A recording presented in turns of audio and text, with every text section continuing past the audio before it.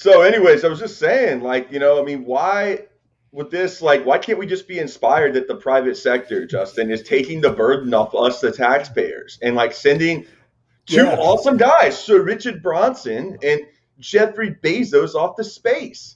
We don't have No, to pay for it. the suburbs of space. The The suburbs of suburbs of space. yeah, they're not quite going. Well, They're not orbiting. why don't you enlighten us a little bit as to like what like they actually did in the 1950s? It might have been a little more impressive. Yeah, 1961, Yuri, this man right here, was the first person to do. He did an hour and 45 minutes of orbit, and that was in 1961. That's 8 years before we went to the moon. But before that, I mean, let's just do a real quick rundown. Hold on, what are you, a Russian propagandist? Like,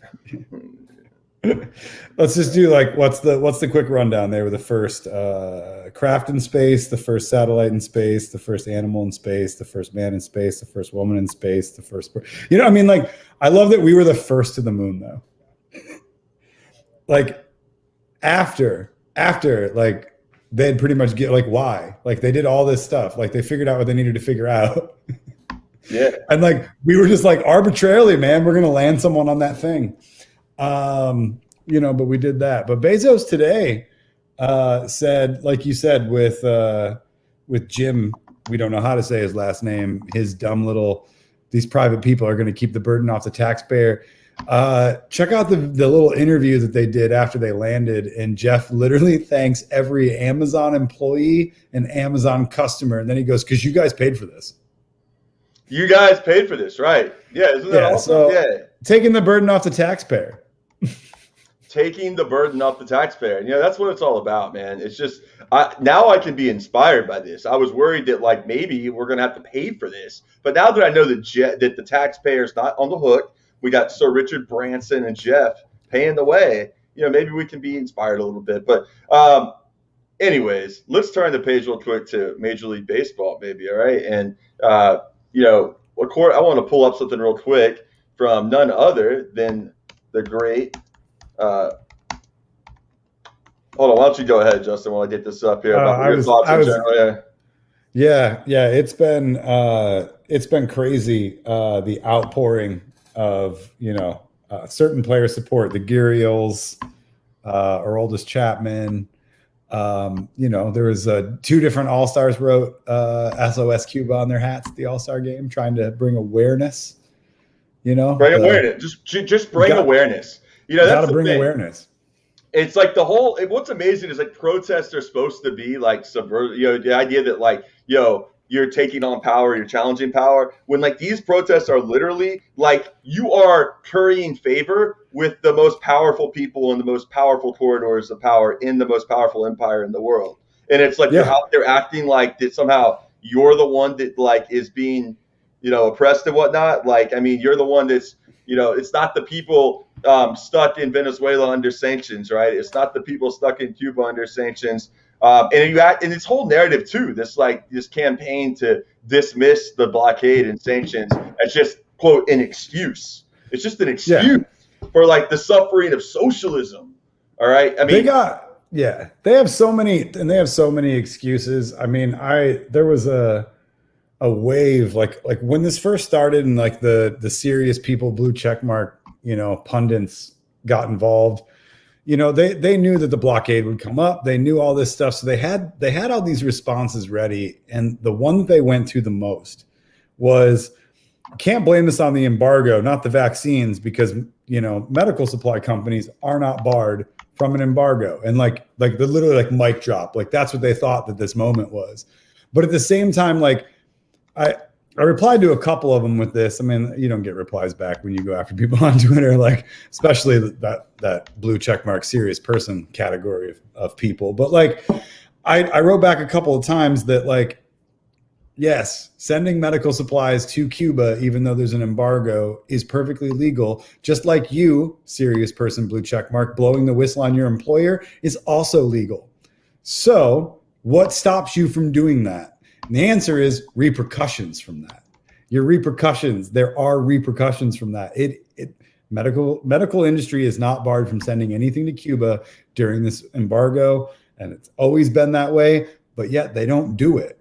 There's a reason they don't do it, and there will be repercussion. The same reason that people don't whistleblow on their employer. You know what I mean? Or like not nearly frequently enough. Like, but that excuse was just parroted constantly. Like, it's not about the embargo because this tiny little window of a point they can make that's easily destroyed. Yeah, absolutely. So let's look at this real quick. Your favorite politician, U.S. politician, of course, Tom Cotton. Justin, I know you and Tom Cotton in Arkansas have we go way back. Yeah, friend of the show, Tom Cotton. Right, kindred spirits here, right? Condemns MLB's silence on Cuba protests after strong feelings on Georgia voting law. I love like how these like Newsweek ad whatever for some reason is showing me a bunch of Jaguar players taking a knee in London in 2017 now. Yeah, and talking about Trump's criticism. Interesting, but anyways, we wade through it. All right, so Tom Cotton is furious right now about the hypocrisy of MLB's silence on SOS Cuba right now. A few players have stuck their neck out there, and he's really stood up for the heroic Aroldis Chapman, who's blown more saves and self-destructed more this year than maybe not Mark Wohlers or John Rocker back in the day, but he's getting there.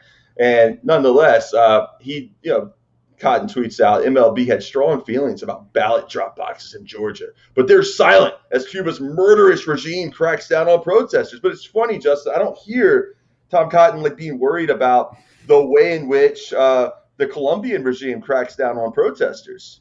That's evidently awesome, right? Yeah. It's evidently awesome when you have other regimes, that are U.S. aligned, like Honduras, beating the shit out of anybody just trying to basically live a normal life or demand the basic necessities that have been completely shut off to them. But this neoliberal regime of Juan Orlando Hernandez has been in place since 2009. I don't see any problem with that. Don't see any issue with of course, Israel. I mean, Tom Cotton literally is Israel's just one giant wet dream for Tom Cotton. It's just when he thinks of Israel, he has erect feelings. We'll put it that way. Yes. He feels like an erect, strong. He has stiff feelings about Israel. Right. Yeah. So. Or the Biden regime here, or any U.S. regime in with what our police do. Don't say regime. All right. That is reserved for the mullahs. Yeah. And how our police treat protesters here. So again, the juxtaposition of what was happening in Cuba with the 100 of people. I love the 100 of people because there were not many. With all of the protesters in California, with all the protesters and the police violence that has clearly been recorded and just been absolutely silenced. But yeah, we gave more press to 100 people. It's great. But yeah, baseball needs to do more. Yeah, you're right. You need to do more. And whatever. I mean, I'm actually totally cool with baseball doing nothing when it comes to this, right? I mean, do nothing if harm is what you do, right? So let's sit down a little bit in the Newsweek article here that's just a bastion of great ideas and reporting here. During this year's All-Star game, which took place in Denver on Tuesday, Cuban players Aroldis Chapman and Adolis Garcia wore hats reading SOS Cuba in Patria y Vida, a phrase that translates Patria y Vida, a phrase that translates as homeland in life. Cuban revolutionary leader Fidel Castro was known to use what is now the country's national motto, Patria o Muerta, homeland or death. Homeland or death. I also heard from a wonderful Cuban protester back in May outside the Cuba-Venezuela game in Palm Beach, West Palm Beach, I believe, that that's not positive. Castro just talks about death. We want to talk about life. And, we're about life here in Miami and South Florida. We're just so life loving and affirming down here in Miami.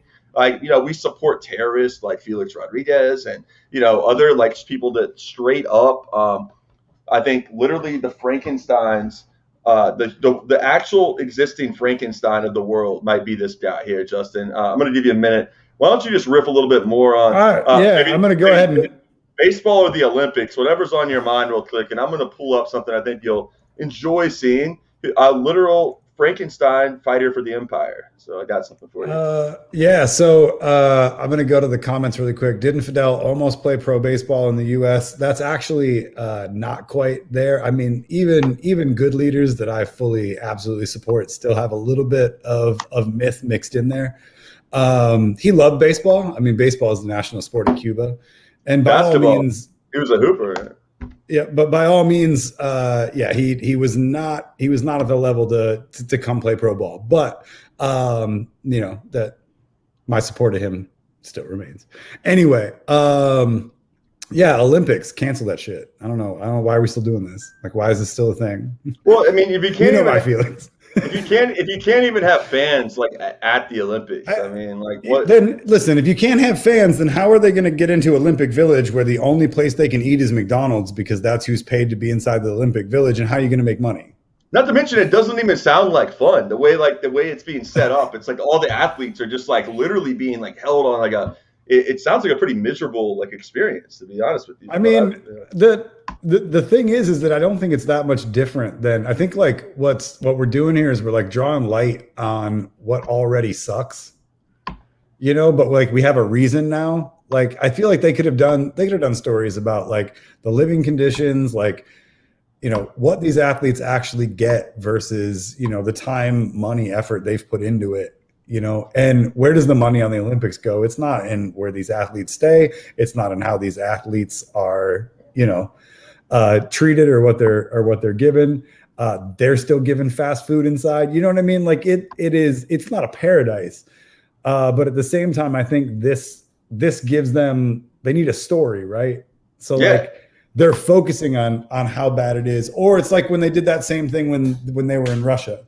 Right, when the Olympics were in Russia, and they basically had to focus on how shitty everything was. Yeah, but like you could do this every Olympics. You're just televisioning in when you want it to be. I'm sorry, the Sochi Olympics are probably one of the coolest. Actually, I mean, Sochi's a pretty cool spot, and well, it's other than the fact that it was like out of all the spots that, oh, what's up, brother? You doing all right, man? Fear the deer, indeed. Fear the deer tonight. I think they're gonna bring it home.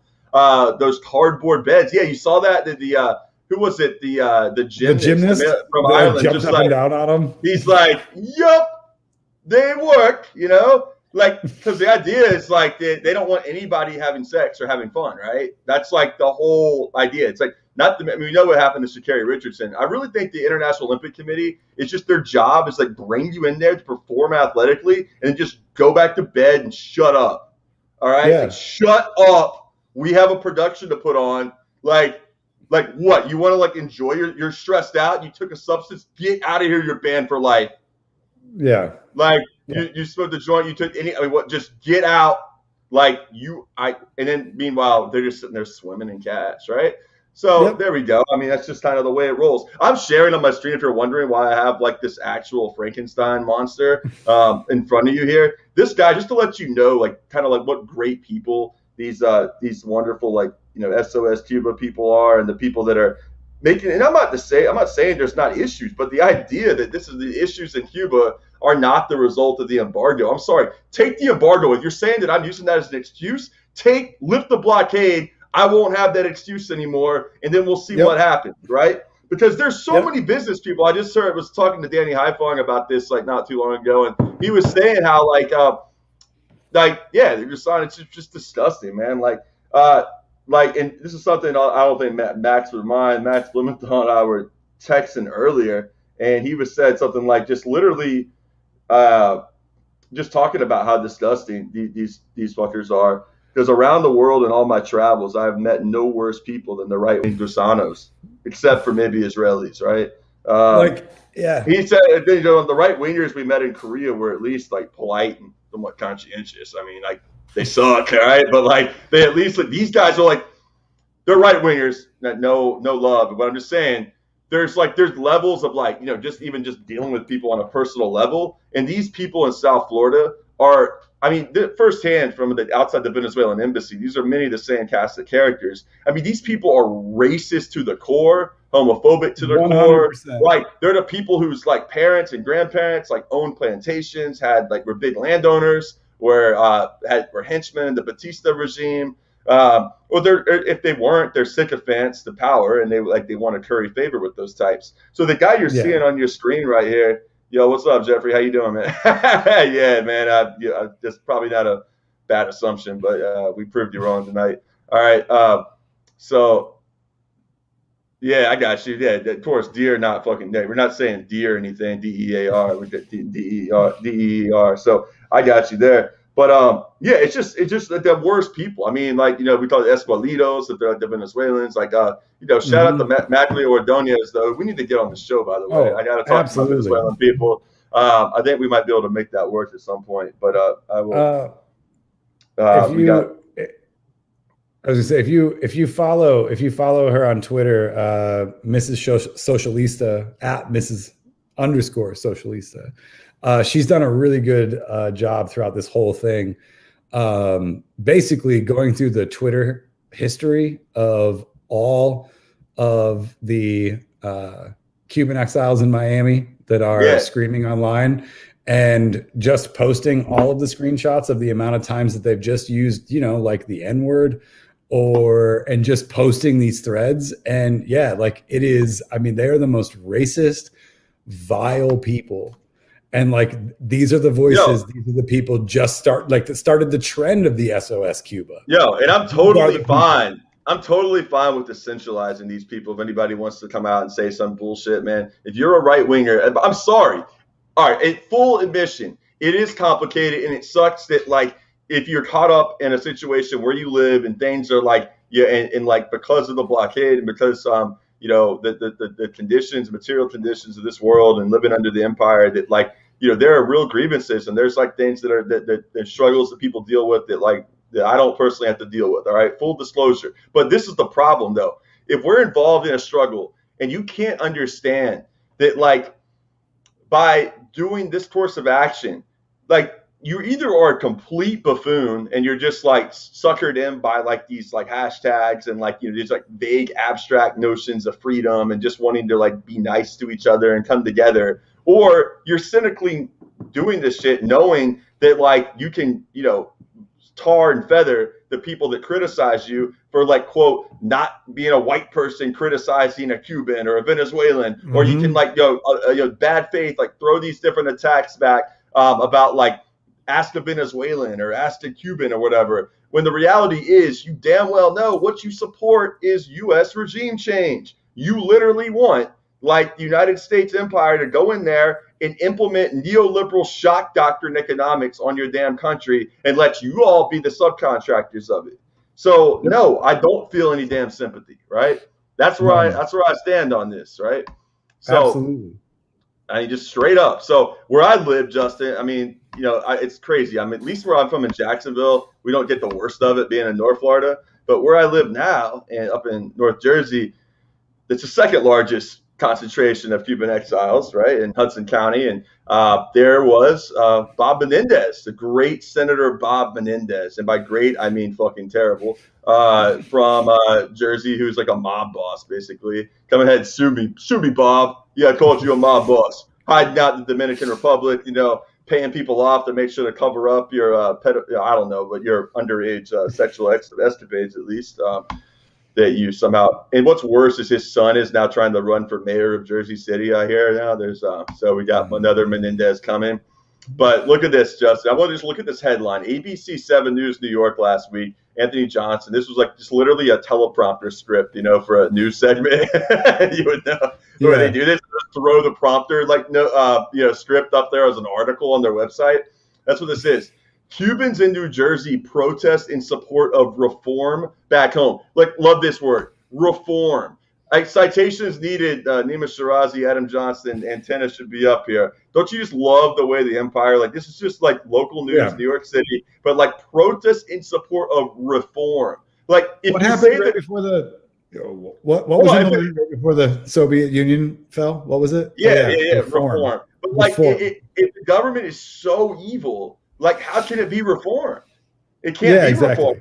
You're admitting, you don't support reform. You support overthrowing the government. But why is it that you don't want to come out and say it? Oh, it doesn't sound good in media. So let's obfuscate things. So let's get into it. Union City, New Jersey. just outside of Jersey City and Hoboken and right across the Hudson River from Manhattan. But anyways, protesters in Cuba are getting support from their brethren living in the U.S., including places in New Jersey and Miami. The voices of change are ringing loud and clear. Hundreds gather on the streets of North Bergen and West New York to show their support for reform in Cuba. Here's the quote gem of them all right here. People should be free no matter what it takes, protester Abilio Preto said. Call the government, call Biden.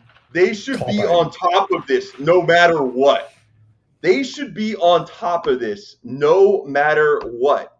So I know that y'all in the comments are in the chat here are gonna love this. Go ahead and throw that in there. But yeah, look at that here. Boom, we'll leave that up there here. Just call Joe. Just call Biden, man. Just call him. Get him up. Take care of some business. Fix the issues. Restore capitalism. Bring Felencio Batista out of the ground. Resuscitate him Ted Williams style, or at least the way Ted Williams' son would like his late father to one day be resuscitated into have it resuscitated. He's cryogenically frozen, by the way, the former all-time greatest hitter in Major League Baseball in a freezer in Arizona. Yeah. So, anyways, but your protest. Yeah. Go ahead, Justin. It's the freedom that word again, freedom. What are these? I don't understand what the freedom is. It's like it's the most common thing that I retweeted back to all these bots out there, where it's just like asking the question, what are these human rights that are being violated? Fucking name one. Name them. But I haven't got a single response. Name one. What are these freedoms? I don't understand. That makes no sense. You're taking away my freedom to be an entrepreneur, Justin.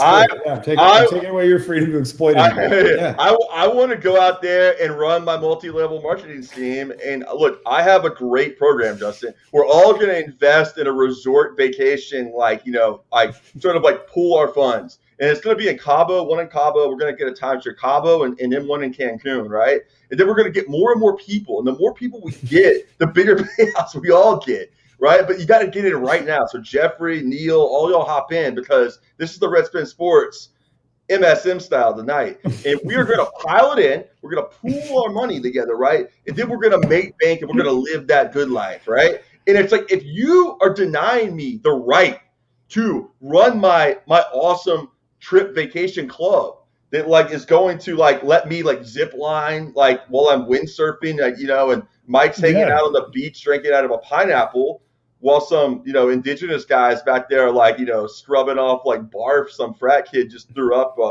from spring break. You are taking away my freedom, right? Don't bother me with what these hotel workers are going through. What these cab drivers or what these sex workers or other people that have to do these things that create this lovely experience, right? This sort of neo-colonial experience where I get to go with my U.S. passport and safely traverse the Caribbean and recreate a colonial experience with the same power dynamics, especially after my wife just divorced me. And I want to recreate the power dynamics, make me feel comfortable. No, sorry, I'll break character, but that is what that's the essence of what these people are talking about with their freedom. Their freedom is the right to go and do whatever crazy cockamamie type scheme their free mind could cook up, and define that as some essential definition of freedom. Freedom is the most ambiguously defined word in the English language. The most ambiguously defined word of the English language. Straight up. So I don't know, man. That's what it is. So anyways, let me run through strategy. I want to make one more point here. Look at this. If you have the Republican GOP candidate that's about to get waxed in New Jersey in 2021 out there locking arms with you protesting, you might be protesting for something that's not really challenging power, right? I mean, if you have the Cuban exile mayors of these different little towns in North Jersey, showing up there and just enthusiastically, supporting you, you might not be on any kind of progressive cutting edge support for human rights. So when you look at it here, While some argue the GOP is trying to thwart voting rights in this country. What's this guy's Jack Chattarelli? Yeah, Chattarelli said he supports the right to vote for all, especially those in Cuba. That's inspiring, Jack. You know, you could go work on some voting rights, sort of like work for maybe people in Georgia, maybe start with that after you lose in the New Jersey gubernatorial race this November, like wasting your time trying to pump up some name recognition, I guess. First thing he goes, I'd like to see is for us to provide some medicine and food. Well, why can't you do that for the people of Venezuela? Why are there people in Colombia, a U.S. client state, suffering? Honduras, a U.S. client state in abject poverty. Yeah. African client states with people living in abject poverty. Yeah. They don't care, man. This has been the project. They want this. They've wanted this island forever. Yeah. Yeah. So as we go, they want it all. They want it all eventually. The whole damn thing. This is the kind of guy they're locking arms with. What I mentioned earlier, I need to make sure I explain this before we move on, and just kind of maybe actually talk a little bit of sports, beyond all this insanity too. But is this guy Luis Posada Carrilles? All right, this guy is really fascinating to me because he helped blow up a Cuban civilian plane in 1976. Just a freedom fighter. He's just fighting for freedom, right? For freedom. He literally blew up a plane full of human beings, children, women, people of all ages, genders, the whole 9 yards. And now he's just rolling around here, looking like the straight up reincarnated, corpse of Frankenstein animated to life in South Florida. And yet, is walking around with bodyguards everywhere he goes, of course. Holding his fist up, he's always trying to fight, he's ready to sit there and hop in the ring with Fidel, mano y mano, just look at this fucker. This is the guy that, is the face of the Cuban exile community raising hell right now in South Florida and using stooges, unfortunately, in North Jersey. It's disgusting. And it's a lot of working class people get caught up in this, man. Unfortunately. That one vampire bat coke nostril is just. Let's see. Anyway. Which one? This one or? No, that one nostril that's just collapsed from coke damage. Yeah, absolutely. That's awesome, man. That's what happens when the cartilage. Not that I know, but that's what happens when the cartilage, breakdown of decades of coke abuse. Anyway, and I'm sure that guy's cool. And since we're having fun, let's keep the fun rolling with Justin's favorite baseball player here. Oh God! You want to give us your take on Chicago Cubs outfielder Jock Peterson and his politics? He's got some bad ones, as you can see there, playing for the national team. Baseball is just such an indigenous sport in historic Palestine. Yeah. Yep. Yeah. No, he got traded to the Braves, and that's right. He's a Brave now.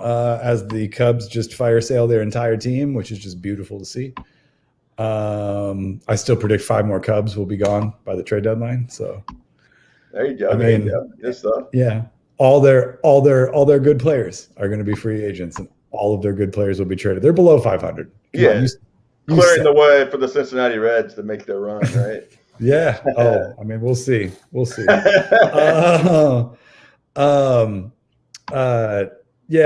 it's about the Cuban baseball thing too. It's all these resurgent lists are coming up. They're these are the top 10 Cuban baseball players in history. And you're watching this resurgence of all of this weird propaganda press.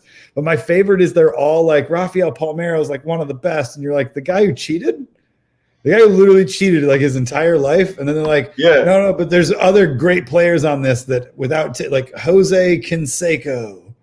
Yeah, but you guys aren't doing yourselves any favors. All of the players you're naming. Yeah. They come here. let's be honest. Cuba's best baseball player we never saw. So Cuba's best baseball players we don't see. I still think there's a lot of people who aren't willing to do the exile thing. They're just not willing to. There's a lot of people that aren't willing to do it like Yasiel Puig went through, or, and they make that decision at 18. Right. Yeah. No, you're right. You're right. So I still think when it comes to the greatest Cuban baseball players, for how much, abilities on that island and how much that island, baseball is their pastime, I don't think, we've seen the best that Cuba has to offer in the world of baseball for that reason of, and if listeners don't know, if you want to play in the US, if you want to come to the MLB, you're not going to go back. Like, that's the thing. And that's not so much Cuba's rule as ours. Yeah, we have a blockade, right? And the reality is, if you're going to go serve as a propaganda pawn, like for a country that's literally cutting off and blockading your own country, it's just kind of, unfortunately, the geopolitical reality that we're living under right now. And, as it comes down, like, I don't know if you remember this, but do you remember what happened when, Maglio came up to bat? I think it was in Miami here back in like the World Baseball Classic. This would have been in 2009. Are you familiar with this? Mm-hmm. Just to say, you wanted to did some more, since we're on the topic of like these, Esqualitos and these other just low life scum here. Check out the wonderful reception from his countrymen here, and former Joe Robbie Stadium or whatever it was called by the time it's Hard Rock Stadium now. It's just been renovated and not to be a baseball stadium anymore. But check this out. Here comes Maglio to bat. Let's hear how his countrymen receive him here. These lovely exiles.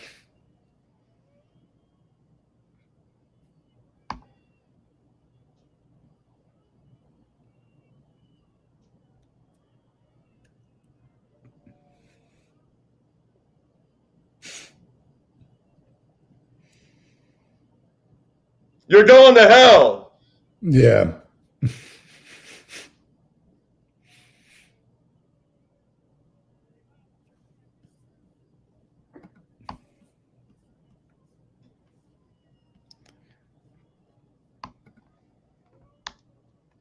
You should check out his Wikipedia page. The Maglio Ordonez political views section of the Wikipedia page is pretty laughable. It's pretty laughable. Yeah, we'll have to pull that up in a second. But here we go. This is a better one, I think. Give it some volume. No. Oh, wow. All right. I apologize. Here we go.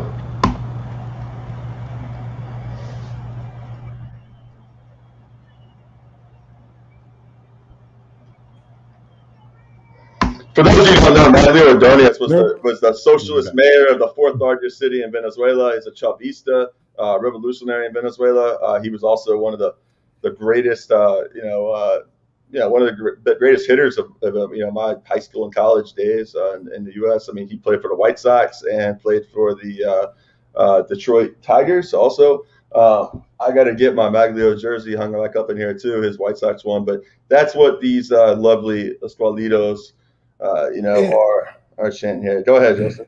This is what this is, again, Maglio Ordonez, great baseball player, also mayor of a large city in Venezuela, definitely a Chavista.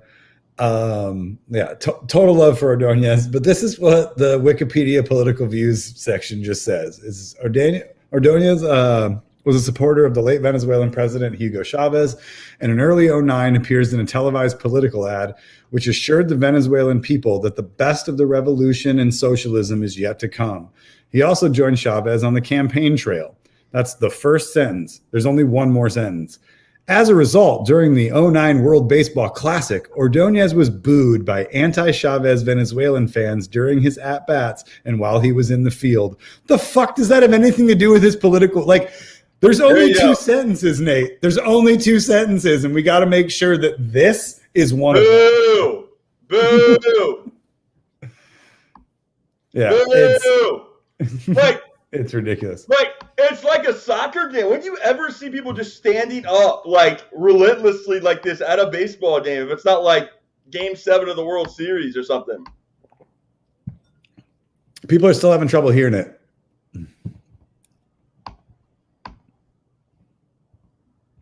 Well, I don't know, man. Yeah, I'm not sure why. I can hear it, but I'm not sure why. Anyway, the point is that you can look that up. But like the point is he takes it. He takes it from all sides of the crowd, and it's just fucking ridiculous because again, these are all exiles.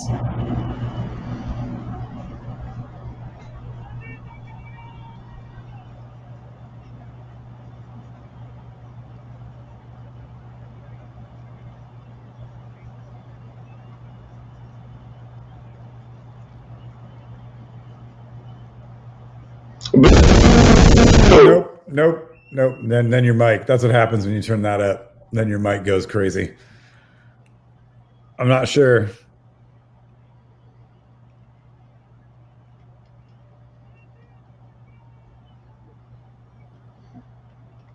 Still no sound?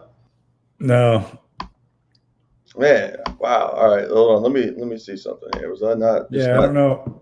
I don't know if the audio wasn't sharing, so if it was just coming through the mic. Let's see now. Was this? I mean, I'm just not going to put. There we go.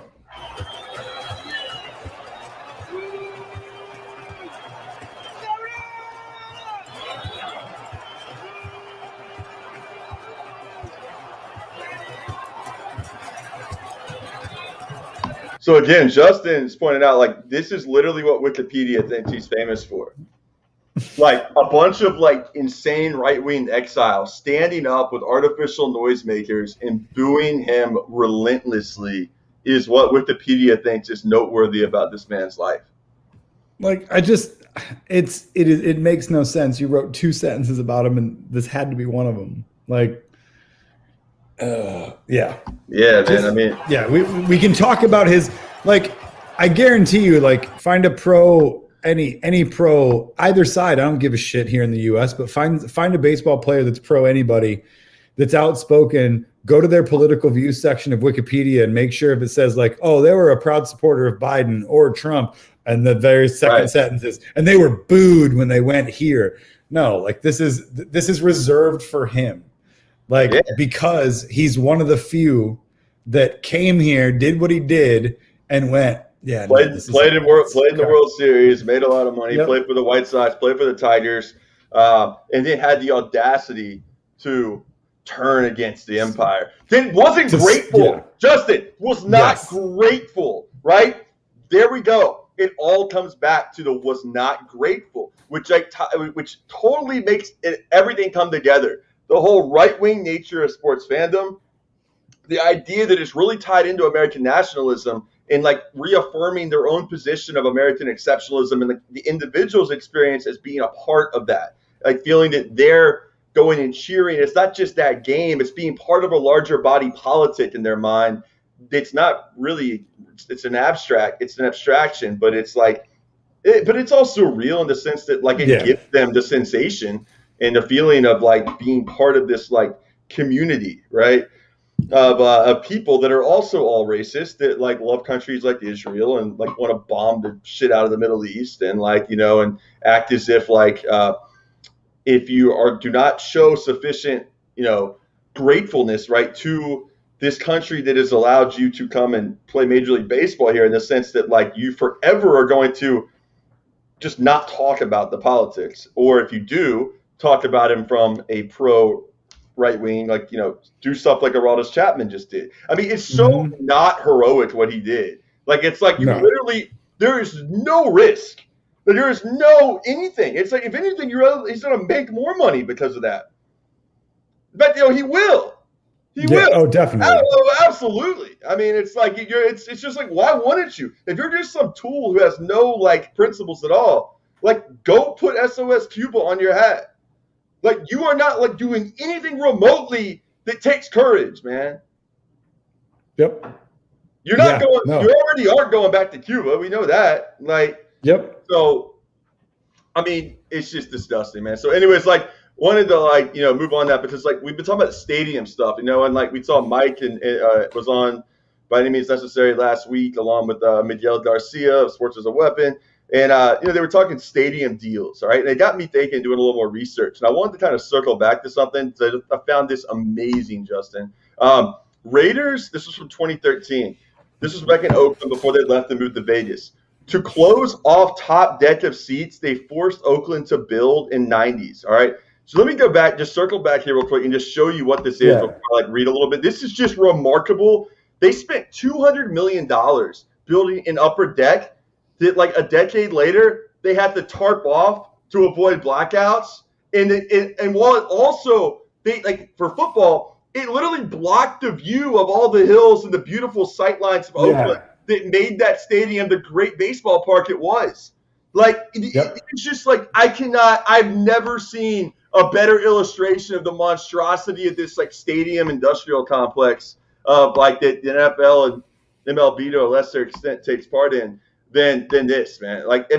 So take a look at this here. Look at that tarped off monstrosity of an upper deck there. Yeah. I mean, what in the world is that? And then looked at it for an A's game here. That used to be open, overlooking the view of the bay and overlooking the hills of Oakland. It's absolutely astounding. And then now instead you get that. Yeah. Let me see if I just to show you what I'm talking about. Because before that you had.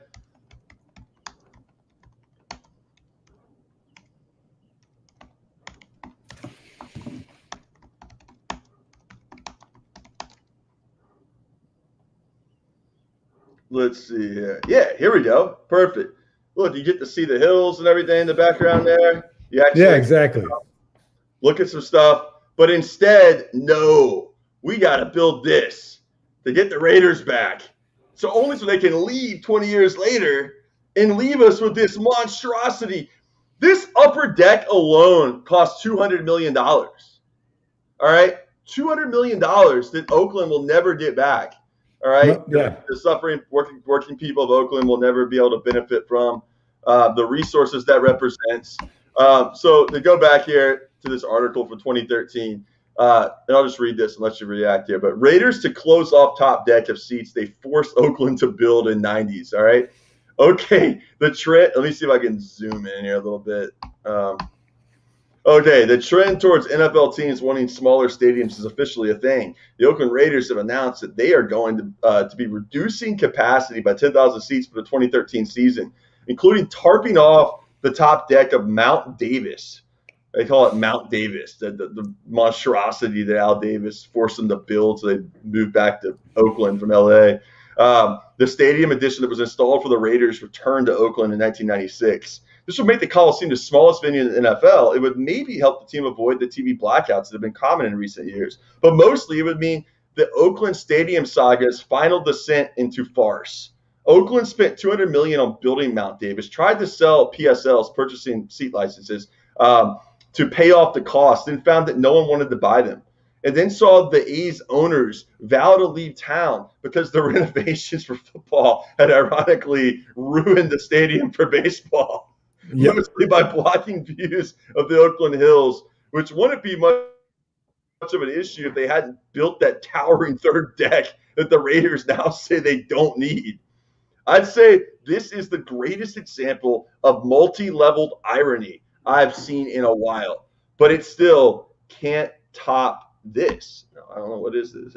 It's blocked. So anyways, that's it. But yeah, isn't it crazy how socialism works for the really rich? Yeah. Oh, it totally Weird. worked. Who lost in the situation? Al Davis is dead. His son Mark Davis is in Vegas. He was one of the least wealthy owners, but he got all that Sheldon Adelson cash to go relocate to Vegas. And Oakland is left with a monstrosity of an upper deck, literally blocking the view of the beautiful background that stadium could have. It's ruined the stadium for baseball, which is all they have now. And yet they can't even afford to pay to tear it down because the cost would be too cost prohibitive, and they don't have the money to build a new stadium. Yeah. No, I mean, it is the idea that, most stadium deals always go through the municipality and always go back on the taxpayers is just absolutely absurd.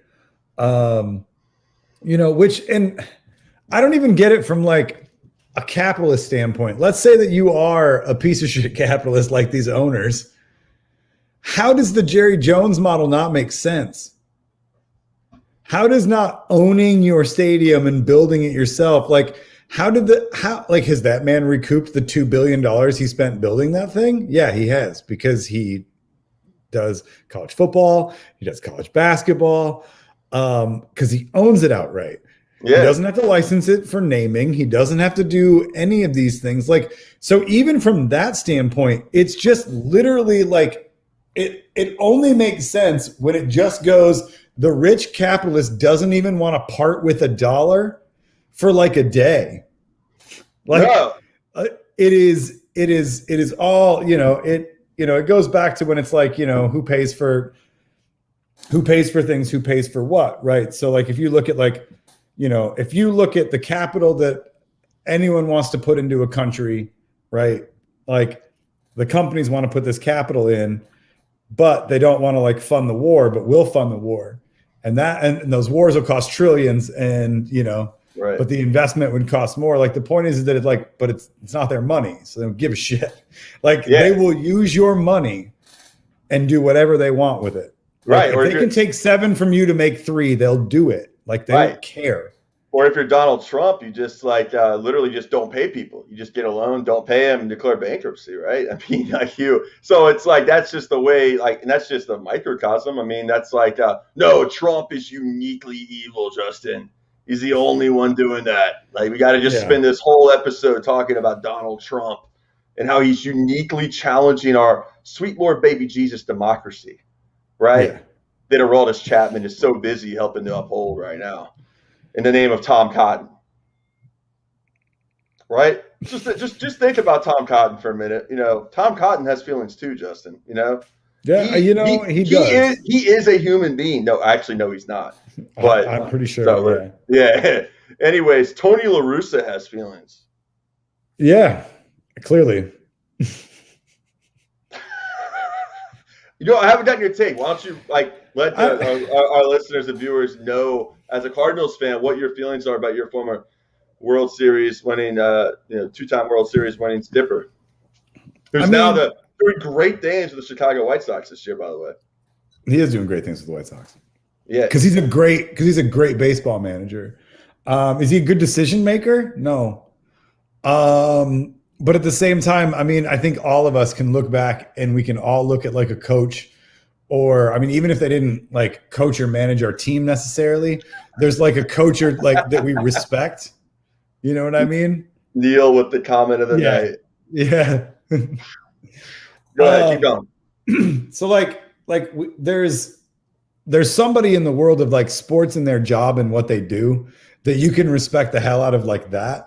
But like everything else about them is problematic. And that's Tony La Russa to me. Tony La Russa, like, outdated for today's game in certain facets, but obviously can still make it work. But at the same time, I think that his haters will just say, yeah, but this team's just like super talented. Right. And they are. But some of those pieces were added after he came in, like the, and getting the best out of him. Like the fact that like Tim Anderson could say, I really don't agree with the way that the manager handled this, but like I respect him. Like that's like probably the nicest thing Tim Anderson said about a manager. Yeah. Yeah. Like, so obviously there is something on a baseball level where this guy gets the respect. The White Sox organization renaming that section of the stadium after him, absolute bullshit. But that's not a La Russa thing. I don't think he asked for that. I don't think he was like, take down this former stadium employee's name and put my name up there. I definitely don't think that's something that he asked for. I think that's just marketing on the part of the front office. Like that's the team making a bad decision.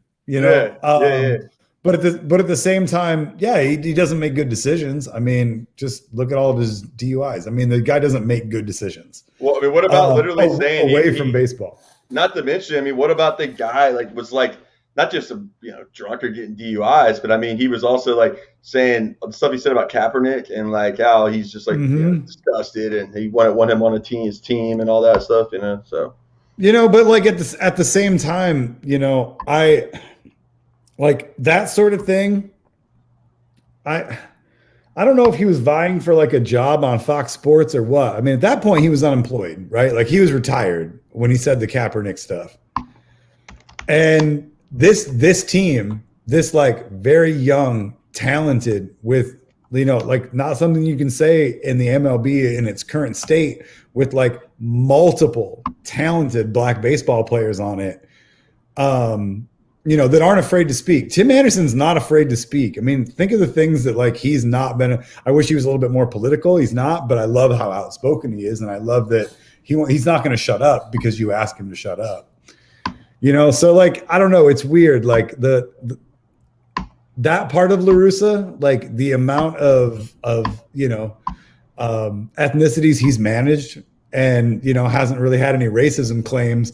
That's one of those comments where I just think like a drunk man said drunk boomer shit. You know what I mean? Like that's dude, stop essentializing boomers, Justin. Like you're not properly distinguishing between the class dynamics of like working class proletarian boomers.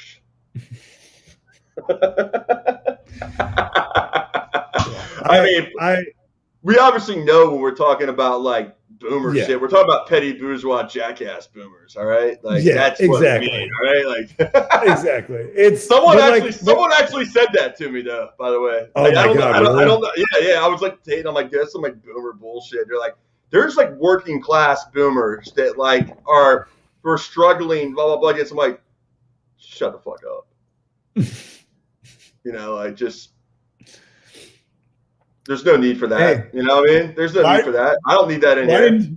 Why didn't you think about the intersectionality of boomers, man? Like what the fuck? I mean, absolutely, man. Like so. Anyway, like I don't have much more time. We got. I actually just to let y'all know, but Bob Schlehuber, host of Political Misfits. I'm actually on a Zoom call with him tonight at 8 Eastern with the Professor Caroline Light from Harvard University, Dean of Students there, undergraduate dean, and my dad, who's a judge. I've been talking a little bit about the DJ Brodus case in Jacksonville, who was, if you want to look that up, I might not get into all of it now. It's like a true crime story you could not make up.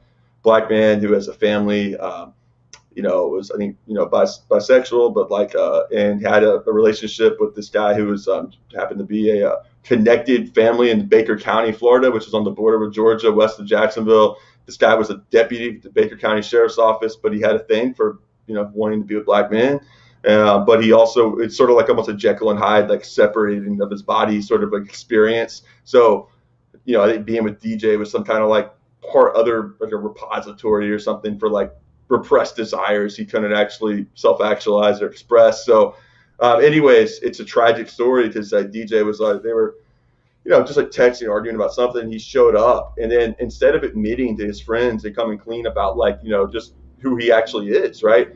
He shoots and kills them and says he was trespassing.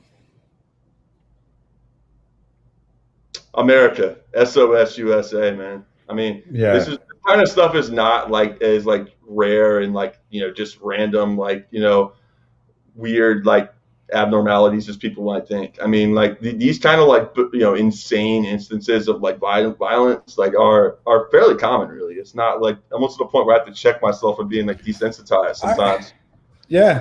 I was having this conversation. I was having this conversation with somebody at work the other day, right? And that's like going back and like thinking about Columbine, thinking about how many people like perished in that. Like, I mean, I'm old enough to where like I was older when that happened. Like, I was in fifth. I was in fifth grade. What year was that? I was in fifth grade. It was like early '98. Okay, yeah, I would have been a junior in high school. Like, so it's one of those things that like you think about that and you remember like it's all anyone talked about. Like I remember as a teenager, that was all anyone talked about on the news man. for months. For months and months and months and months. And now, Jeffrey. and like right now, that's literally that barely makes a news cycle and is gone. Like honestly, like think about that. Like that barely makes a news cycle with how many people passed in that. Like that barely makes a news cycle now. Well, it's just a testament to how desensitized we are, man. Like, I mean, absolutely. But ever since the 90s, we've been watching our soldiers kill people. We've been watching our country like go fight, do violence for good, violence for good, violence for good. We put shows like Dexter on TV, which, by the way, that show is just U.S. foreign policy as a human. He kills for good. It's insane. Anyway, but we put shows like that on back then. What the fuck, man? Yeah, it's like the wildest shit, bro. Like he kills people. He's helping people, right? Yeah. Yeah, he's killing for good. Like he is U.S. foreign policy incarnate. Like I couldn't watch that show. I remember somebody tried to get me into that when it first started, and I was like, "This is America, like as a person. Like they're killing for good." The show was, I thought, like interesting, like as a show, but like it's the politics of it are terrible. I mean, like so many things. I mean, which brings us to our next topic: Gossip Girl on Cinemax. Anyway. I actually. Who's gonna win? Hey, who's gonna win tonight? I know you got to go. I'm gonna be off on Thursday too. I'm starting a vacation literally right after we end. I'm gonna start my vacation, and you got your thing. But who's gonna win tonight? Who's gonna win? I'm saying the Bucks tonight, and I was telling my homeboy here earlier in the chat from Milwaukee here, who's a construction worker up in Milwaukee, up in the mill, that he's hanging out in the Deer District, actually, hitting us up live from the Deer District. I hope the Deer District's partying hard tonight. I'm not really a fan of Chris Paul's leadership of the players union. I mean, it's like ultra respectability politics, like nothing really that good. Not to mention he's also just like a really dirty player. He just does I mean, well, he's not a terrible guy, but he's just like, I'm not like in this whole camp of just like, we gotta like, just his time. We just have to like see Chris Paul. I mean, when's the Buck? This is the Bucks time. You're not gonna have Mike's coming in here as we're getting ready to wrap the stream up now. But you're gonna literally. These people are literally gonna be like, you gotta let Chris Paul get one. You gotta let Chris Paul get one, man. Where was Charles Barkley's, man? Like, come on, some people just don't get one, and it sucks, but. Some people I mean, I'm just saying, I don't hate Chris Paul, Mike, but it's just like he's not. I mean, as far as like people are leading the players' union, man, those State Farm commercials kind of get on my nerves a little bit. And then he's a young little man.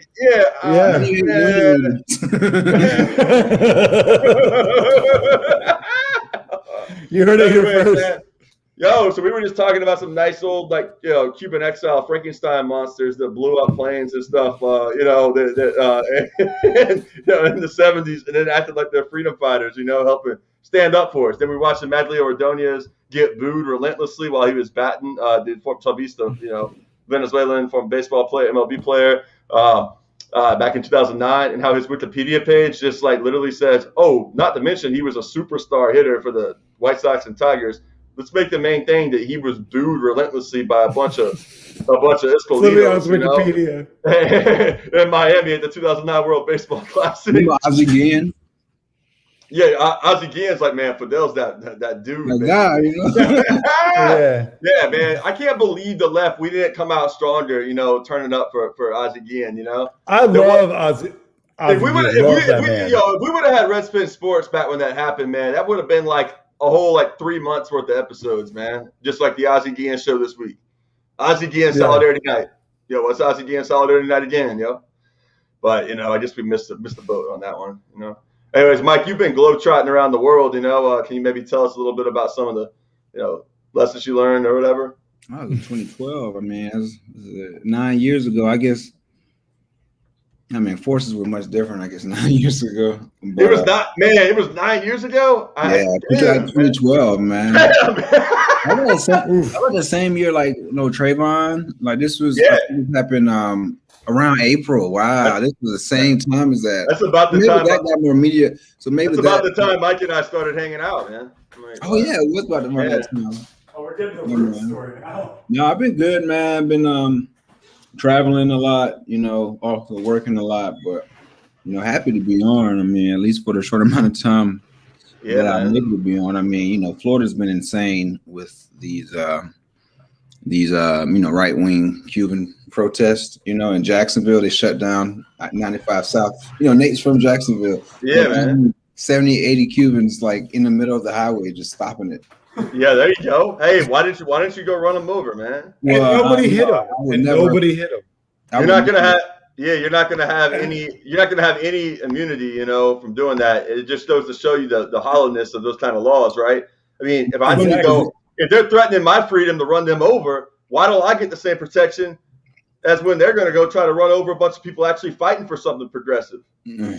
It's funny because you say that because you remember we talked about this like anti-protest law that was passed a couple months ago by the governor Ron DeSantis here, and like you had hundreds of people blocking highways, calling for a counter-revolution in Cuba.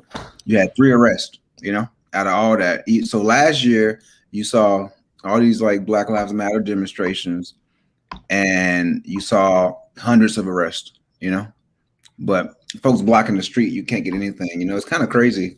And it's also kind of crazy, Nate, to be in Jacksonville and see that too, just be in the state in general and kind of see all this stuff happening.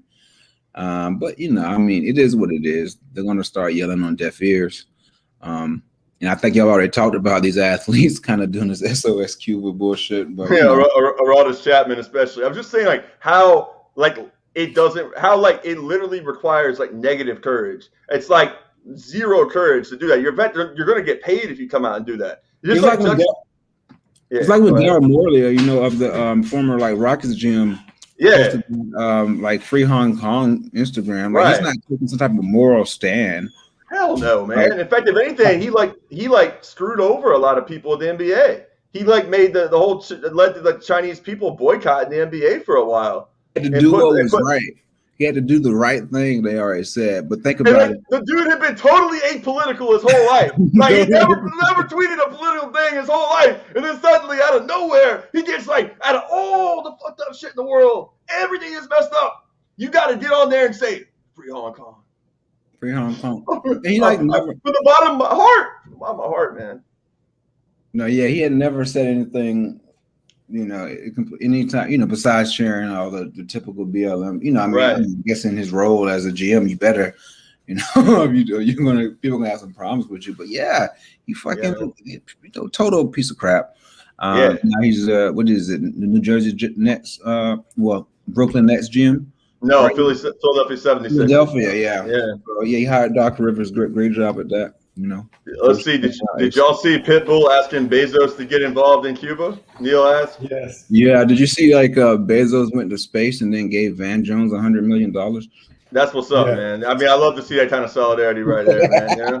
The show that shot like it's like it's meant to like uplift like young like more diversity, like more like black like directors, and it really, in some ways, it is good. Like Commons on it, as a producer, but it's got like really like liberal type politics in some ways. Like they support the mayor, like defunds the police in Chicago, in the show The Shot, and they're all like the cops start like trying to sabotage everything he's doing at that point. And it's like, but then they're like, the kid starts a podcast and mentions how he wants to get Van Jones on his show.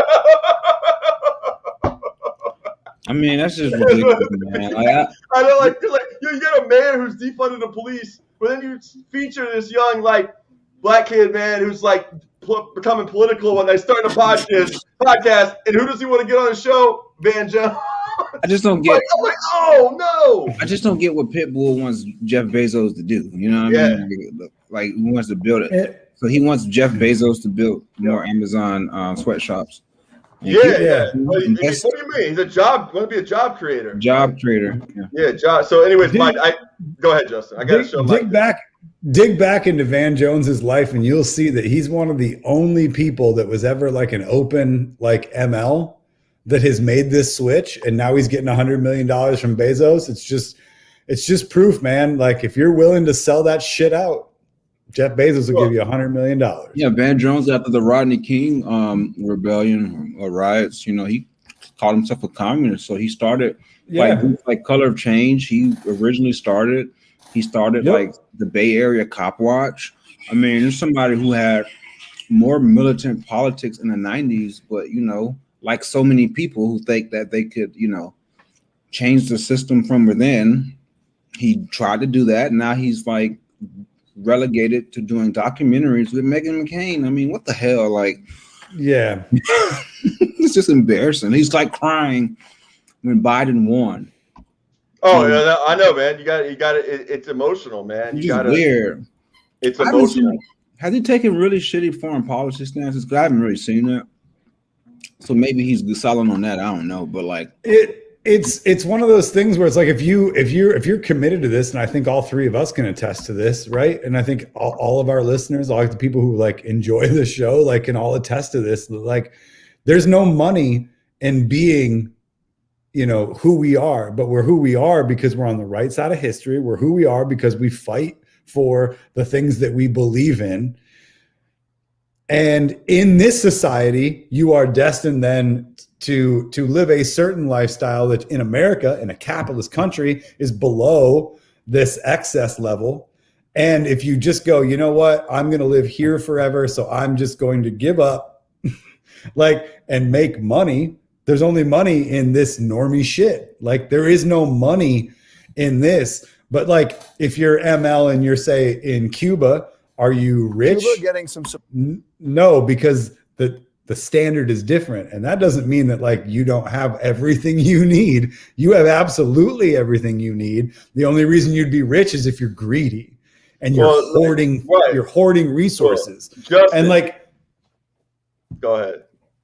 No, it's just, it's one of those things where like, that's where I see like the Van Jones trajectory, right? Is that like, you go, all right, I'm going to quit the fight at some point. Cause he had a lot of fight in him in the 90s, and he had good fight in him, and he had good policy, good takes, you know what I mean? Like good philosophies. And he bailed on that. He abandoned the fight. And when you abandon the fight and you just lay down, you go, I guess I'm just going to assimilate into this. What is the thing I can do? I can become rich. I can hoard resources. I can become of that class. And maybe somewhere he had something in his head where he went, you know what? Maybe if I get a little bit of clout, then I can change. But he's clearly abandoned this. Like, that's the point. Like, it's no longer, if he ever had that, it's gone.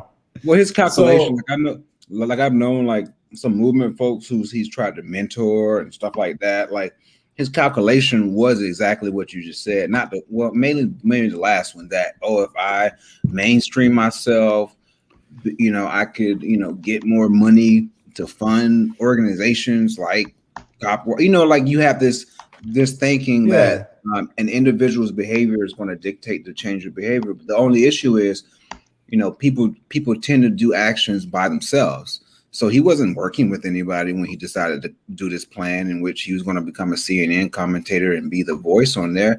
And if that's his plan, he's doing a really bad job of it, because he doesn't, it isn't like he pushes like some like radical line. I mean, he doesn't like criticize. So one thing he doesn't do on there, he doesn't criticize really the left, He avoids that. But it's like, you give up so much other shit. You just ruined your credibility. Why would you do a documentary with Meghan McCain? Yeah. Like, that just makes no sense. So like, that's when like this whole, people have this thought process of changing stuff from inside. You can go overboard. And he went, I don't know, man. I couldn't, especially with what happened with the Amazon unionization drive. Mm-hmm. I couldn't be on that same stage with Jeff Bezos. Like, and him giving you $100 million. Who wants that? Like, who's going to want Jeff Bezos $100 million? You know what I'm saying? Because it's clearly part of that 100 million is money that they saved from stopping unionization. And he's not just giving it away, man. He's giving you that with strings attached too. You know what I mean? So it's like the notion that you're just going to get $100 million and you're not going to be expected to play a role is absurd. I was also pointing out how, like, these people decide to describe the word freedom, right, Mike? And I'll just riff on it real quick, but just like freedom is like to the idea of these like exile folks that like are just so mad, the SOS Cuba crowd that's trying to, gaslight people into thinking that they're actually progressive and somehow representing something good. It's like for them, it's like, oh, my freedom. I want to go create like an online, like a trips club where we all get timeshares and everybody invests and throws in. And then we all start living that lifestyle. Then we're ziplining through like, some tropical paradise, right? With my friend windsurfing. It's like there's like hotel workers in there, just working their tails off, cleaning up barf from some frat douche, who threw up all over everywhere. And you got to have a boss yelling at him and all that shit. But it's my freedom to like have that trip club and run my multi-level marketing scheme and, get all this excess, make all these excess profits and stuff. That's my freedom. And if you're denying me the right to be an entrepreneur, that is the freedom that the Cuban government is taking away. They are not letting me be an entrepreneur, even though like, again, it's the blockade that's like stopping all kinds of investment from even coming in. They don't want that to be lifted, because if it's lifted, then Cuba will be able to start getting resources and they'll be able to start do something along the lines. Right. It's the most insidious shit. Like even like, Cuba had a process when they redid the Constitution even a couple of years ago, in which you had over 80% people voted to ratify the Constitution.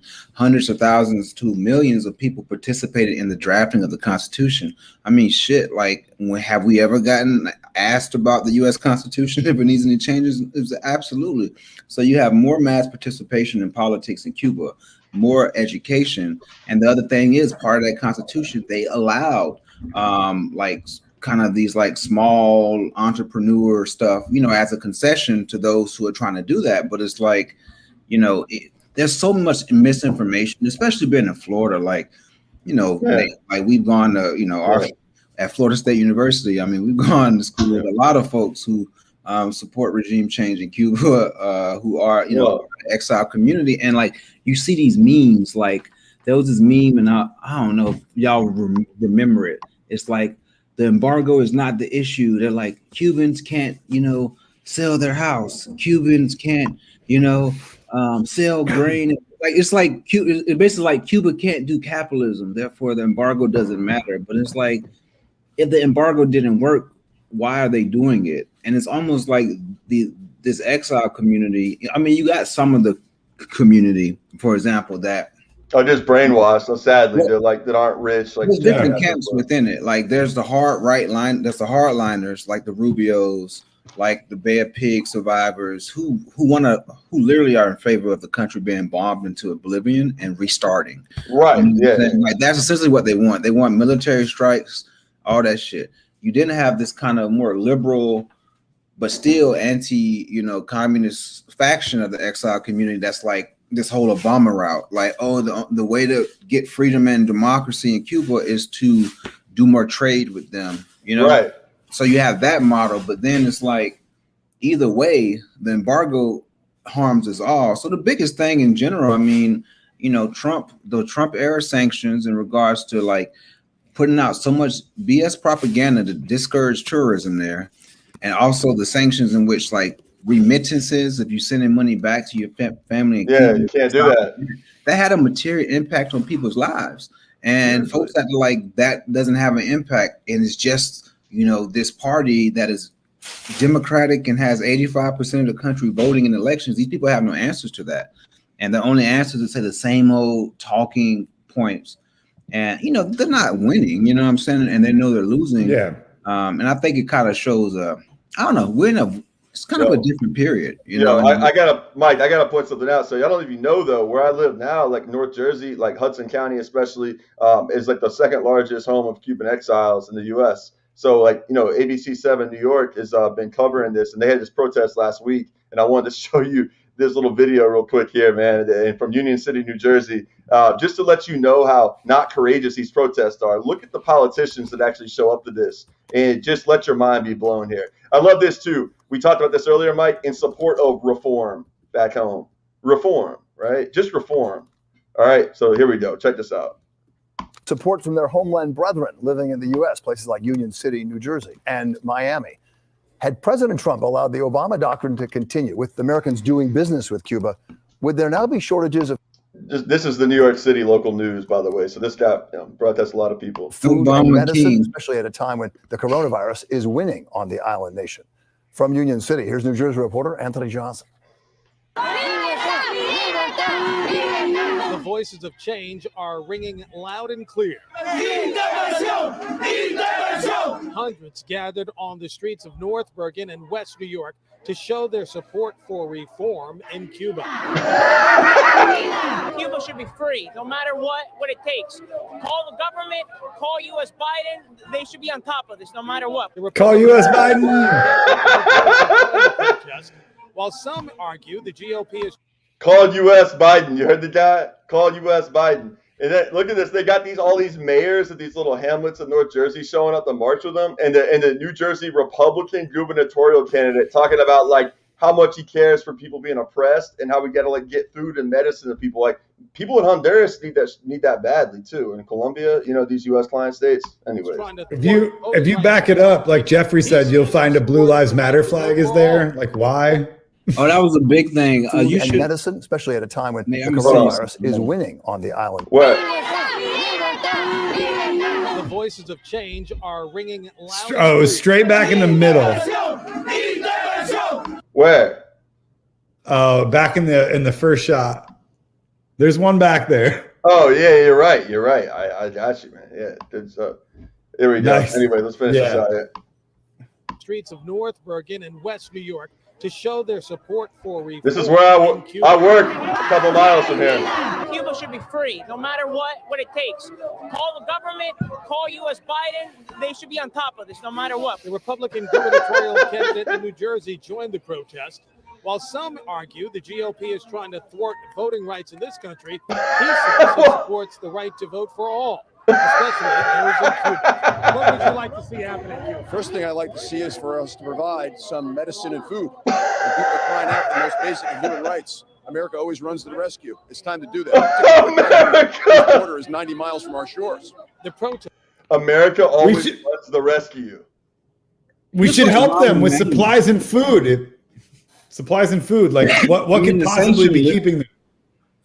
I mean, Cuba doesn't have a problem with producing a vaccine. They have vaccines. They don't have syringes, the other materials they needed due to sanctions and embargo. Right. So, County, New Jersey was just as spirited as a similar protest by Cuban Americans in South Florida, where they shut down a major look at that shit, man. The calls for change are growing. The police shut the highway down. They shut the highway down. Yeah. Decisive action.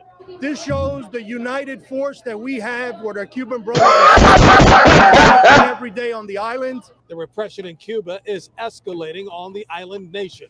Meanwhile, the protesters here. This is insane. Like, listen to this cat. This guy is an exile who came here like in a plane when he was like 2 years old. He was saying this mayor, and you got this lady with like all decked out USA.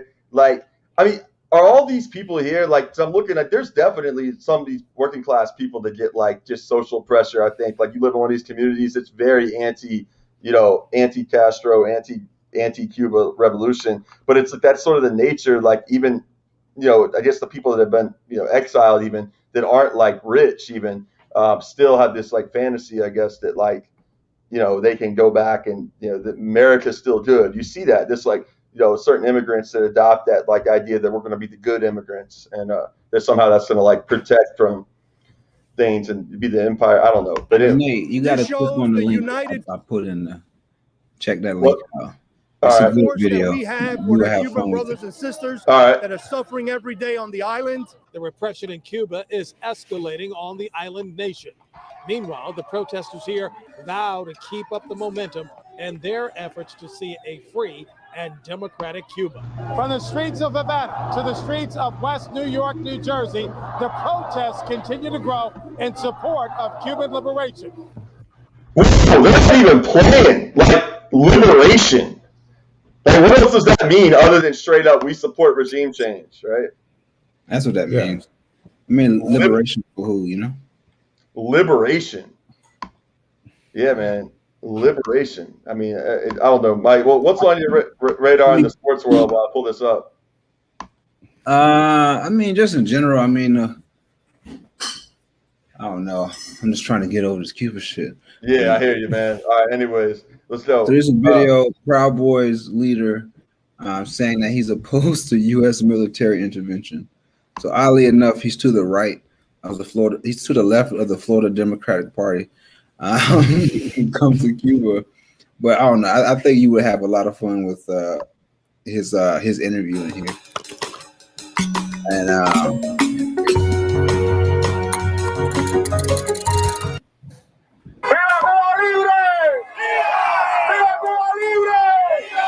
So what's asked is, what should the Biden administration do at this point? I don't believe any intervention should be on the table, right? And the reason why I say that is because America has been, for the past 50 years, has been the world police of everything. I think that it's on the Cuban people to take this back, and I'll support them 100%. If what we could do, and what I would suggest to do, is even more sanctions, pressure other countries to do the same. Even more sanctions. So he's like, sanction the hell out of the government, out of the Cuban government, so the people can continue to rise up. Sanction the country, sanction the government, not the people, you know? Because that's how that's how it works out. What I'm hoping is for a free society in Cuba, but I don't think that the Biden administration have the best interests at heart of the Cuban people. I believe that if we were under the Trump administration, my answer would be completely different, and I would probably be open to intervention from the United States. So apparently if Trump was there, he's like, drop the bombs, kill everybody. Yeah, but Biden would mess it up. He'd mess it up. Well, I guess I just don't get like what the logic is. It's like, oh, you don't trust Biden to bomb them. Because Biden's a communist. Justin, how much do you love these Miami exiles, man? Don't you want to? Oh my God, he's the Proud Boys International Chairman. I love that title. The news reporter asked him, or was like, "Yo, the news reporter asked him?" Yeah, he's like, "I'm the Proud Boys International Chairman." I mean, shit, Miami Herald. The Proud Boys Miami Herald. You really gave this guy was arrested January 6th. So you really gave this guy. I thought I recognized him to express his political views. Like, this is a recruitment tool. It is. It's like, keep going. It's like an Al Qaeda, propaganda. They used to drop those VHS tapes, back in the day. Yeah. But I don't trust the Biden administration to do what's right for the Cuban people. They are they're a bunch of lefty commies, so we can't trust them. Any fashion, and I believe that they'll do the same thing that they've done across the world and across South America, is go ahead and put the American people first in Cuba, which I'm an American first guy, but that is not the best thing for Cuba. I think the Cuban people need to make the decision. I think 1776 has to happen in Cuba, and it has to be done by the Cuban people. That was the best part. 1776 needs to happen in Cuba. You mean he would have been 1959? He would have been enslaved in 1776. I mean, I could have been, at least, right? I mean, like, the irony of that is insane, isn't it? Like, could have been literally, and it come out of country celebrating the idea, like, at a time there was literal chattel slavery, and he's like, yeah, 1776. I mean, Cuba's 1776, moment was in 1959. Exactly. That was their moment. That was their moment, and these people don't realize it. What's going to end up happening is all the folks who are protesting and being stooges of the U.S., they're going to ship them to Miami. And I think that's kind of been their policy to get rid of dissidents. Just send Tony Montana, and all this. I love it. They just emptied the freaking jails out. They're like, all right, man, you want us to get rid of all these prisoners? We'll send them up your way. I mean, people love that argument. Like, people really love that. Like, Scarface, the whole movie is built around a Cuban immigrant who literally becomes a criminal. Yeah. I don't know. It's kind of one of those situations in which, I mean, anyways, in my opinion, what if Biden isn't like, taking off the embargo or redoing the Trump era sanctions, he just needs to not do anything, like just these protests are going to die out like they always do. And, the Cuban government and the Cuban people are going to continue to, fight, to liberate themselves and, serve the people. I mean, just to bring it back in general, I mean, we live in a country in which the money interests are on one side of the table, when it comes to Cuba, and we have to be aware of this whole pinkwashing narrative. Like, so for example, you remember when it comes to like the Palestinian struggle, they always try to, the Zionist Israeli apologists are always like, well, Palestine, Hamas is homophobic. We wear vegan boots. You know what's homophobic? Israeli bombs killing queer Palestinian people. That's really homophobic. Yeah.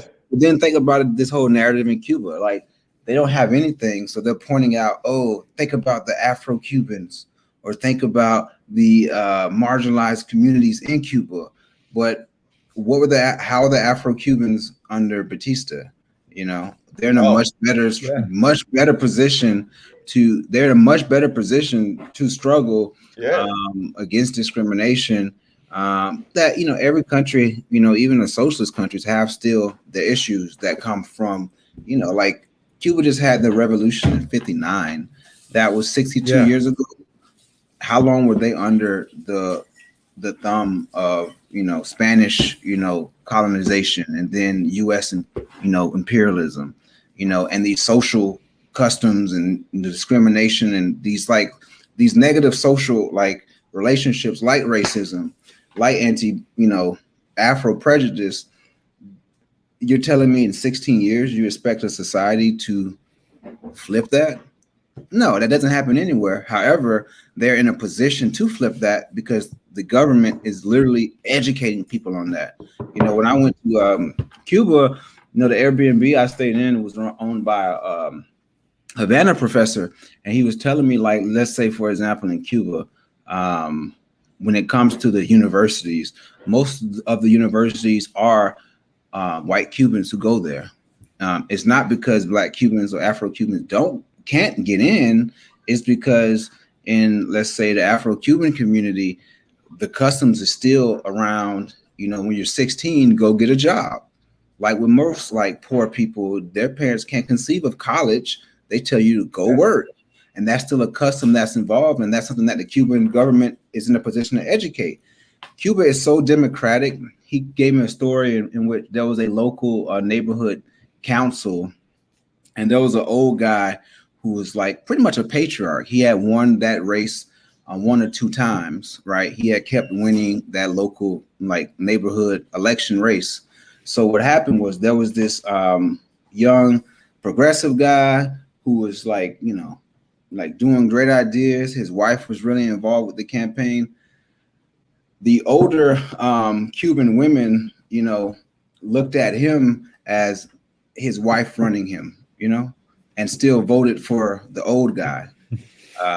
So in essence, you still have these customs of patriarchy that still exists in society, but the government literally is doing literally does an education program around gender roles, encouraging men to do more house duties, to wash the dishes, to participate in those activities, educating them that women aren't the sole gender who do those activities in the household, and stuff like that matters. So when you say that, oh, this is a dictatorship, it's a dictatorship to the exploiters who want to come back and still a society in which you had most of the society in poverty, infant mortality rates shooting up. It's definitely a dictatorship against those who want to restore capitalism.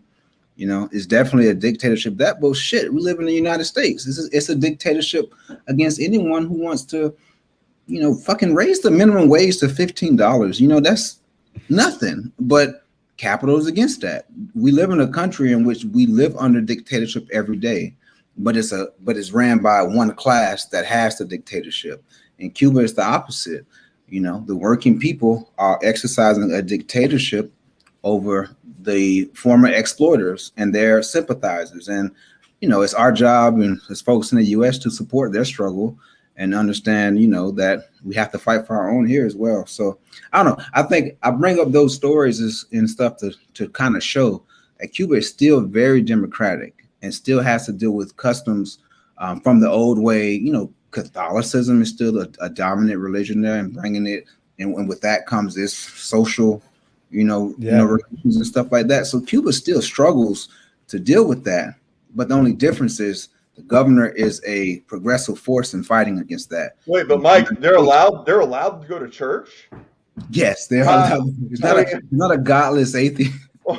There's nothing wrong with that, you know what I'm saying? Yeah. But yeah, it's Cuba, man, you know, like you still like the Pope visited and all that jazz, but you know, it's something that people don't really see, and I think they listen to the narrative of people who, you know, whose grandparents lost their land a long time ago and they want it back, you know. Yeah. All right. And Castro was flexible enough to like understand, you know, it was revolutionary like theologians that he spoke with, because he was definitely going to have Cuba be atheist, but he met revolutionary theologians and he was flexible. So it's weird. It's weird, right? Like it's always the strong man Castro, you know, not to go to that trope, Nate, not to set you off on that trope, the strong man. But that idea when it was him meeting, you know, like priests that had like, you know, dropped Bibles and picked up AKs to help fight in other parts of Latin America. And he learned of that strain of Catholicism, because there is a left side of Catholicism and there is a revolutionary side of Catholicism. It obviously gets overpowered by the dominant force, like all things, right? Like, but it was there. And like, that's the point, is that like, that's why Catholicism has a foothold in Cuba to begin with, is because, again, even at the revolution, it was flexible enough and to say, you know what, like, you know, you've shown me why this doesn't need to be rooted out. There can be good forces within this. So I know Nate's got to go. He's got another show to get to. Yeah, I do. But he's leaving us, Mike. He's got another show. He's going to do true crime podcasts. He's doing true crime podcast Thursday. No, DJ Brodus, man. I'm going to be talking, like, my dad's going to be with me with Bob Schlehuber and a professor at Harvard University who's interested in the DJ Brodus case. Oh, wow. So we're going to be on a Zoom call at 8 o'clock. Sure. No, it's not like we're not going on. It's never going to be shown. It's never going to be shown. This is not a show. This is not a show. Damn it. I was hoping. Nate, no, man. Are you meeting with Dominic? No. There's a Vice reporter that's going to be on the call with us. There's I don't know the name. Professor Caroline Light at Harvard, who's researched it. She's the dean of undergraduate, you know, of the whole undergraduate program at Harvard. My dad's going to hop on there just to get a little insight into the legal background, and Bob Schlehuber kind of putting it all together. That's awesome. My man Schlehuber, who's, by the way, listen to Political Misfits earlier today. Hear Bob Schlehuber break down the first 2 episodes of Gossip Girl. You know. Wow. Yeah, he actually did. I mean, I'm not gonna lie, I actually did watch it. There's some interesting like class dynamics. What? What is going on? Yeah, I watched it. What's happening? You know, not class dynamics, but it's just like shit. You know, just shitting on Upper East Side. You have to explain it to me, Nate. You know, Gossip Girl. No, I'm not talking about the old, like, you know, this Cinemax. Oh, the new Gossip Girls. Yeah, this new Cinemax show that's got like the teacher spot. The teachers are getting like the rich kids at the school are like getting their teachers fired whenever they want. Like they get a bad grade, you're like, you know, fuck you, bitch. You drive like a Honda. You know, like you're like, you know, you're not cool. Like straight up.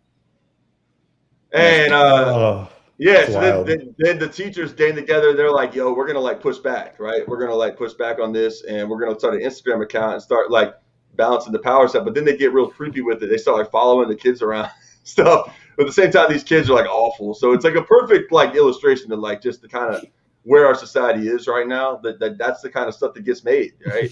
You know, in a revolutionary society, like that kind of stuff wouldn't get made, right? But the fact that it does tells you a lot. And what I did want to pull up though is Max, I was just texting real quick saying that this guy, your favorite dude, Jim Shudo or whatever. That dude. Yeah, he's so bad, man, so bad. But before I go, I got to leave y'all with this. The Juan Guaido of Europe is what Max Blumenthal coins this lady here, and she was on CNN today with this guy. Here we go, lovely. Talking about regime change in Belarus. All right, her husband is in jail and she's had to flee Belarus to their children for their safety. Now, I don't want to even butcher the name, but Shishan Osakaya, all right, tells me she's in D.C. to ask the Biden administration to stand with Belarus and impose strong sanctions on the Belarusian regime. So here we go. Today with the U.S. Secretary of State Antony Blinken, what help do you plan to ask the U.S. for?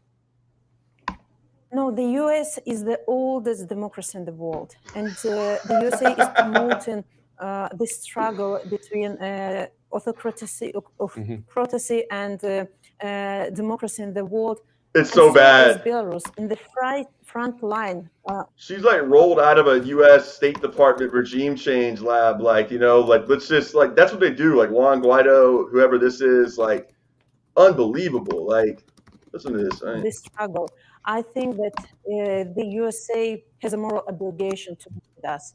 And I ask the USA on the one hand to help civil society to survive, because it's rather difficult. It's extremely difficult to struggle inside the country. People have to flee the country. Our mass media is destroyed, and they also have to work somehow. So this support to civil society is crucial at the moment. On the other hand, we understand that without pressure on the regime, without political and economical isolation, it would be much harder to achieve our goal. So don't hesitate in putting sanctions on the cronies of the regime, on the wallets of the regime. The cronies! To stop this violence as soon as possible and bring our country to new elections and after to democracy. Have you been satisfied with the support that the U.S. has offered so far to you and other to democracy in Belarus? Is the U.S. doing enough? So as what's this is an ad. In Belarus, it's my personal pain. He's running an ad for her. 9 million of people in Belarus. Yeah. I think that nothing is enough at the moment. I'm sure that he literally is teeing her up. The USA this is how she gets national. This is how she gets national exposure. This is how they create the Guaidos. Think how much prep. Whatever his name is. Think how much prep went into this, man. Like, think how go ahead, Mike. Well, let me look at. I'm on her Wikipedia page, and I'm going to quickly look at her economic platform. Increases. Her emphasizes creating, small and medium businesses. Let me finish. She plans to offer free low interest loans to them, cancel state inspections of private entities, and provide legal protection for foreign investors. She also intends to allow profitable state-owned enterprises to continue while requiring unprofitable state enterprises to get outside help from outside professionals, aka she just wants to privatize everything. She's like, they need consultants. So education, public education isn't making a profit. Let's get some. We get some consultants. Let's get Bill Gates here to talk us some strategies. Absolutely, yeah. Like, and you have to, people really, you have to start looking at like you got to read through all of it. You know what I'm saying? It's like, how hard is it, man? How hard is it to even read through that? He literally teed up the question, has America done enough? There's only one fucking answer to that. What's she supposed to, she going to say yes? Yeah, they've done enough. And his question goes nowhere. Yeah, exactly. I mean, hold on. To achieve our goal. So don't hesitate in putting sanctions on the cronies of the regime, on the wallets of the regime, to stop this violence as soon as possible and bring our country to new elections. And after, I keep making those noises. Have you been satisfied with the support that the U.S. has offered so far to you and other members of the opposition in Belarus? Now let me qualify and ask it again. So is what's happening in Look at him smile like when he asked that. It's like he's so excited with this question. It's like he's just entranced. Well, yeah, that's what he was paid to say. I mean, wow. But he's so free.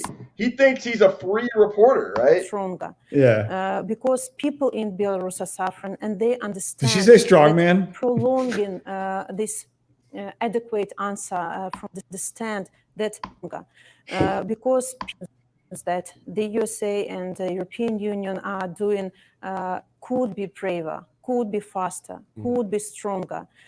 Because people in Belarus are suffering, and they understand that prolonging this adequate answer from other countries, only prolonging Lukashenko at the power and prolonging sufferings. And people in Belarus want to stop this violence as soon as possible. And only joint position, only joint sanctions, joint pressure, and joint. Oh wow! So on that note, man, he makes the creepiest noises. He makes the creepiest. He's just like, Yeah, he keeps saying, "You're right." Yeah. Weird. He's active listening. He's active listening. Day one shit. Yeah. No, that's just wild, man. Yeah. So we got Mike. You got any closing words, man? I'm pretty much tapped out. I'm good. This is Cervantes. She was an English teacher, Nate. Oh wow. Your future. Wow. All right. Well, we'll have to get together and read some poetry. They're gonna show solidarity with the teachers, Yeah, absolutely. Read a little poetry and plot some regime change in Eastern Europe. Man, maybe so far we've learned tonight that Nate is anti-union with Chris Paul and he's anti-teacher with this lady. Come on, Nate, get with it. Man. Fear the deer, man. Come on. Fear the deer, man. Who's gonna win tonight, Mike? Who's gonna win? Who's gonna win tonight? The Suns really fucked up by the mill, baby. The mill. Momentum has shifted, and I don't think Devin Booker wants it, man. I mean, he's really good, man, but he has like nutted up in the fourth quarter the past two games. Not that he didn't do good last game. Yeah, his last possession, man. Like it's almost like being a QB. They only really care about the last two possessions. In the close game in the finals. With a QB, it's all about the last 2 minutes of the game. You know what I'm saying? Like that's what make you break you. So it's like, I think the Suns can win. You know what I'm saying? But at this point, the momentum is on the Bucs side, and good for them. They're about to lose Aaron Rodgers. The city deserves something. Yo, I gotta point this out. SOS Aaron Rodgers. SOS Belarus, right? No, we got. No. No. Anyways, though, they got bots like for the regime change and the comments, in the tweet replies. Like this was an incredibly brave interview on her part. So heroic. I mean, she's so heroic in like the U.S. I mean, she has protection from the CIA. I mean. Yeah. How heroic.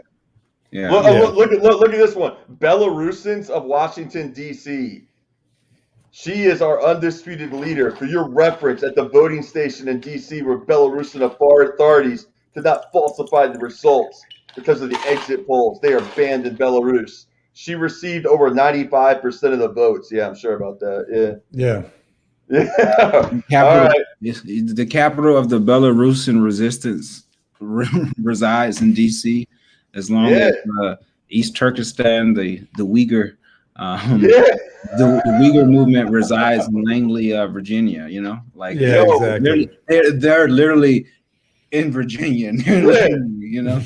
Remember, you're right, man. Remember the Uyghurs, like the part of that, on Mike's point, like we're going by the anti-racist, like anti-Asian racist, like protests where people were out like protesting against anti-Asian racists, and they were like, they were like flicking them off and like, fuck China, you little you little bugs. It was a bad tactic on their part, but bad look. Yeah. All right. On that note, we're gonna wrap. Peace. Until next time. We're out. All right, bye, y'all.